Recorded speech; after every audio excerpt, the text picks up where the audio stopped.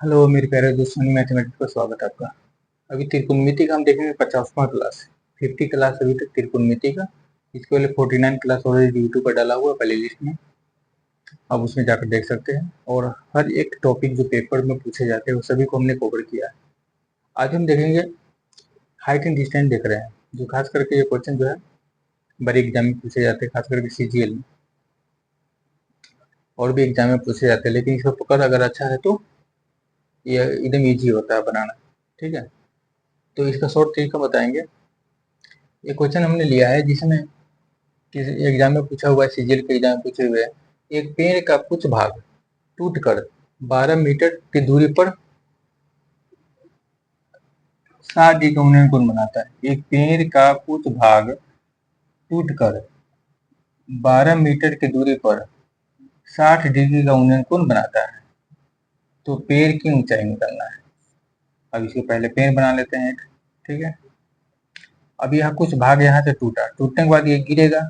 गिरने के बाद कह रहा है 12 मीटर की दूरी पर जाकर के यह ऐसे हो गया। पेड़ के टूटा, यहाँ गिरा, और यहाँ पर कितने डिग्री का कोण बना रहा है? ये 60 डिग्री का कोण बना रहा है।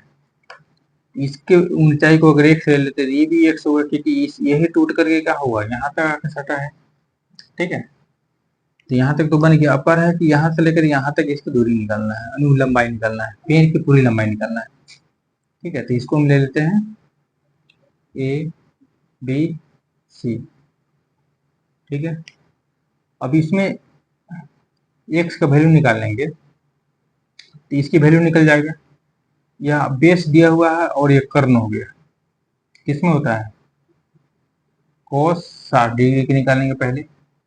त्रिभुज ABC cos 60 डिग्री निकालेंगे तो क्या होगा? BC बटे AC होगा। cos बराबर क्या होता है? आधार बटे कर्ण होता है। आधार कौन है? BC बटे AC हो गया। अब cos 60 डिग्री की वैल्यू क्या होता है? 1/2। BC की वैल्यू 12 हो गया, AC की वैल्यू x है। x बराबर क्या होगा? 12 दूना 24, ऐसे गुना करेंगे तो यहाँ पर हो गया, यह 24 ये हो गया, और ये भी 24 हो गया। ये दोनों निकल गया, जो टूटा हुआ भाग है वो निकल गया। अब निकालना कौन सा भाग है? यहाँ से लेकर के यहाँ तक निकालना है। इसके लिए साइन का यूज कर लेंगे, क्योंकि यह साइन का यूज नहीं करके हम इसको tan का भी यूज कर सकते हैं। ये क्या हो गया? आधार हो गया। ये क्या हो गया? P हो गया। ये B हो गया। ये H है। तो हमको निकालना अगर P है, P निकालेंगे तो इसको दोनों को जोड़ देंगे, क्या आएगा? ये पेड़ की पूरी ऊंचाई आ जाएगी। ठीक है, तो इसमें tan निकालेंगे। tan 60 degree. tan क्यों निकालेंगे? tan में होता लंब और आधार होता है, यानी AB बटे BC। tan 60 डिग्री की वैल्यू क्या होगा? tan 60 डिग्री की वैल्यू 45 डिग्री 1 होता है। tan 60 डिग्री की वैल्यू √3 होता है। ठीक है, और AB की वैल्यू क्या है? नहीं है। AB की वैल्यू AB ही रहने देंगे। BC की वैल्यू क्या होगा? 12 आ गया है, पहले से 12 दिया हुआ है। AB बराबर क्या होगा? 12√3 हो गया। AB की वैल्यू क्या होगा? 12√3। यहाँ से यहाँ तक क्या होगा? 12√3 आ गया। अब कह रहा है कि निकालने के लिए किसका? ये पूरे पेड़ की लंबाई। इसको अगर D ले लेते हैं, पेड़ DB की लंबाई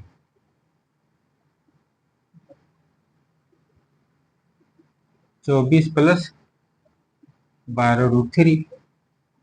यहाँ से यहाँ तक क्या आया? 24 है, और यहाँ से यहाँ तक कितना आया? 12√3 आया।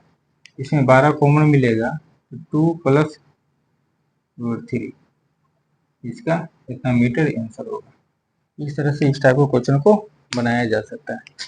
ठीक है, और खास करके जो है cos sin tan का जो वैल्यू होता है वो याद रखना जरूरी है, ताकि इसमें जो है दिक्कत नहीं है। ठीक है, थैंक्स। छात्र वीडियो को लाइक शेयर कमेंट जरूर करें, ताकि हमको पता चले कि हम कहाँ गलती कर रहे हैं, ताकि उस गलती को ठीक करेंगे। ठीक है, थैंक्स, धन्यवाद।